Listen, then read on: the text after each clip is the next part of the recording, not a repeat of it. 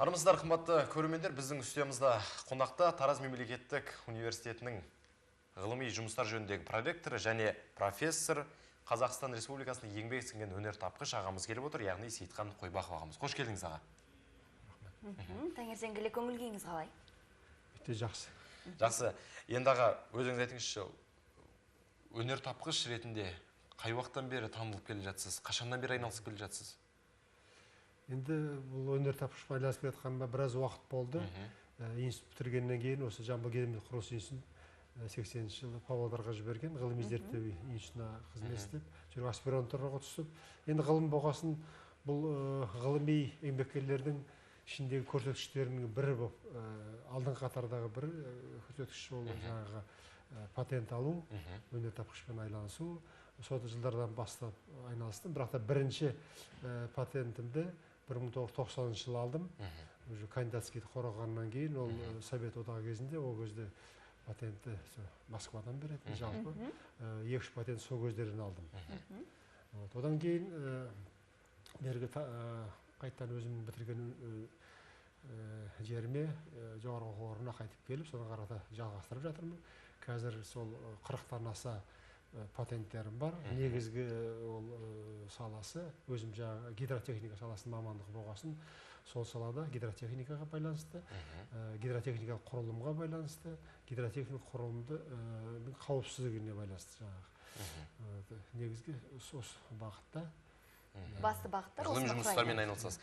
Енді өзіңіз жаңағы шапағат конкурсына қатысыпсыз. Осы жайында толығырақ айтып отырсаңыз. Біраз жыл болды, осы шапағат конкурсы, ол біздің әділет министрлігінің жанында институт интеллектуальной собственности Қазақстанның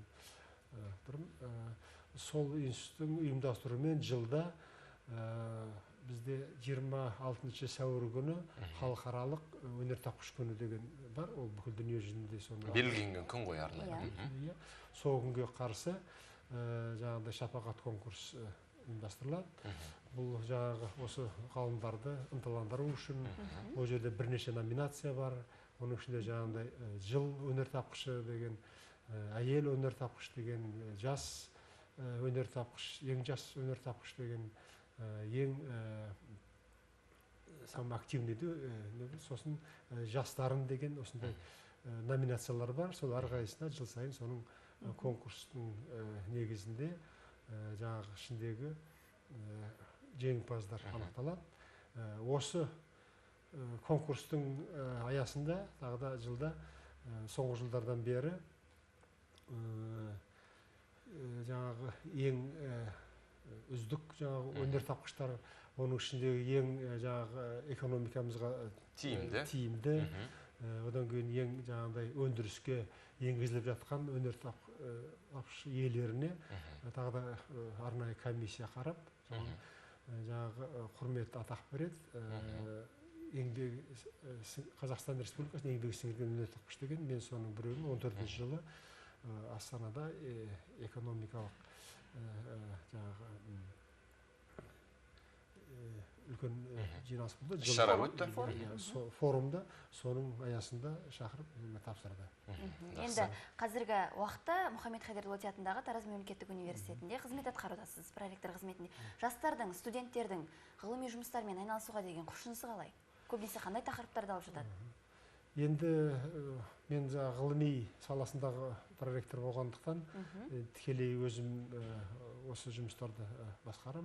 Енді бізде Тараз мемлекеттік университеті тек қана ол Жамбыл қаласы емес, осы оңтүстік өңірде ең ірі өнертапқыш иегері болып білінеді, есептелінеді. Оны министрліктің өзі де жыл сайынғы есептерінде көрсетеді. Біз енді өзіміз университет алатын болсақ, жылына орта есеппен 30-40, кей жылдары 50 патент аламыз. Біздің негізгі бағытымыз өзіміздің қандай мамандар дайындаймыз. Сол бағыттар, ол бірінші құрылыс, гидротехника, химия, химиялық технология, тамақ өнеркәсібі, жеңіл өнеркәсібі, энергетика, негізгі осы бағыттар. Әрине, бұған тек қана үлкен ғалымдар емес, біз қазір студенттерден бастап осы жұмысқа тартамыз, магистранттар, докторанттар. Енді докторанттар міндетті түрде, әсіресе техникалық саладағы магистранттар, олардың қорғауына дейін бір 2-3 патент шыққаны дұрыс болады. Өйткені сонда жеңіл болады. Өйткені патент алу деген ол сол жұмысының жаңалығы бар деген сөз. Соны растайтын құжат, сондықтан біз сондай талап қоямыз. Жақсы. Енді Сейітхан аға, ғылыммен айналысам деген жастарға сіздер жағдай жасайсыздар ғой, ең бастысы? Әрине, ғылыммен айналыс деген қазіргі біздің келешегіміз сол жастар ғой. Жаңа елбасымыз алдымызға қойған 30 алдың қатардағы елдің қатарына кіру мақсат, соның барлығын іске асыратын осы бүгінгі жастар, бүгінгі студенттер. Оларға сіздер қолдау беруге әрқашан даясыздар. Әрқашан дайын, әр конкурсқа жіберуге. Енді өзіңіз айтыңызшы, осы ғылымда сізді қызықтыратын, зерттеуге ұмтылдыратын бір дүние бар ма? Енді біраз жылдан бері жаңағы айтып жатырмыз, Совет одағы жаңағы тарағаннан бері ғылымнан көп кісілер кетіп қалды. Өйткені жаңағы айлығы төмен, басқа жағдайлар жоқ дегендіктен. Бірақ қазіргі шүкір деп айтамыз, енді соңғы жылда бір қуантатын ғылымға қазір көңіл бөлінуде. Көңіл бөлініп жатыр. Жастар қазір көп тартылып жатыр. Өйткені бізде жаңағыда средний возраст, орта жас дейді ғой, ғалымдардың қазір сол 50-дің үстіне шығып кетті. 60-қа пенсия жаңағыдай жасқа келіп жатыр. Сондықтан қазіргі кезде ол көрсеткішім кішкене жақсарып, жастар кішкене көбейіп келе жатыр. Өйткені оларға біраз мүмкіндіктер жасалып жатыр. Соны олар да қазір біледі. Енді біздің университетте оқып жүрген студенттер болсын, олар қазір тыңдап отырып айтып отырған шығар. Осы қазіргі уақытта ғылыми жұмыстармен айналысуға қандай тақырыптар қолайлы, немесе қандай жобамен біз айналыссақ дұрыс болады деп, соған бір өзіңіздің жауабыңыз болса. Енді ол қазір әр салада біздің өзіміздің жаңағы орысша айтқанда приоритетный направление дейді ғой. Сол белгіленген, жалпы өзіміздің үкіметімізбен белгіленген оншақты негізгі бағыттар бар. Одан кейін әр салада өздерінің тағы бағыттар бар. Қазір мемлекеттің біраз бағдарламалар қабылданып жатыр. Оның ішінде біздің бағытта былтыр қабылданған жаңағыдай су ресурстарын тиімді пайдалану дейді. Қазір мына үдемелі индустриалдық инновациялық жобалар дейді.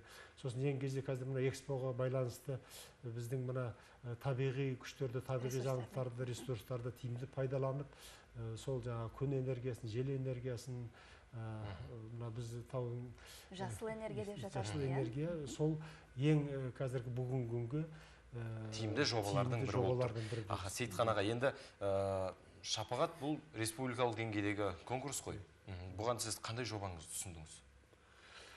Бұл енді шапағатты жаңағы айтып өткен номинациялардың бәрінде соңғы жылдың ғана алынады. Тек қана жаңағы құрметті атақ еңбегі сіңген өнертапқышқа ол соңғы 4-5 жылдың еңбегін береді. Сондықтан мен өзімнің соңғы сол 14 жыл қатысқан кезде соңғы 3-4 жылдың бір 20 шақты патенті бір жүйеге келтірілген. Олардың негізгі бағыты сол гидротехникалық объектілердің қауіпсіздігі. Бұл жерге енді менің өзім алдындағы қағидам өнертапқыштың саны үшін емес, ол тек қана тиімді болу керек, біздің экономикамызға пайдасын келтіру керек. Ол біздің, қазір айта кетсем, біздің өздеріңізде білесіздер, мына батыс Қытай, батыс Европа автомагистралі аяқталуда. Менің 2-3 патентім сол жобаға кірген.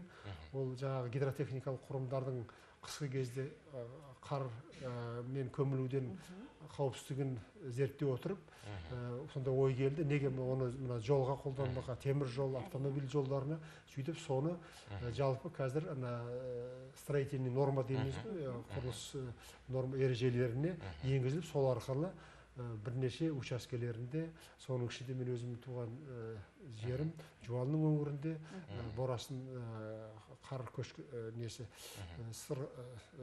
суыру көп, сондықтан сол жерге пайдаланып жатыр. Жақсы, Сейітхан аға, рахмет. Ғылымда да іздене беріңіз, табысқа жете беріңіз. Шәкірттеріңіз лайым көп болғай. Рахмет. Ал қымбатты көрермендер, біз тікелей эфирдеміз. Қазір арнамызда әсем ән қабыл алыңыздар.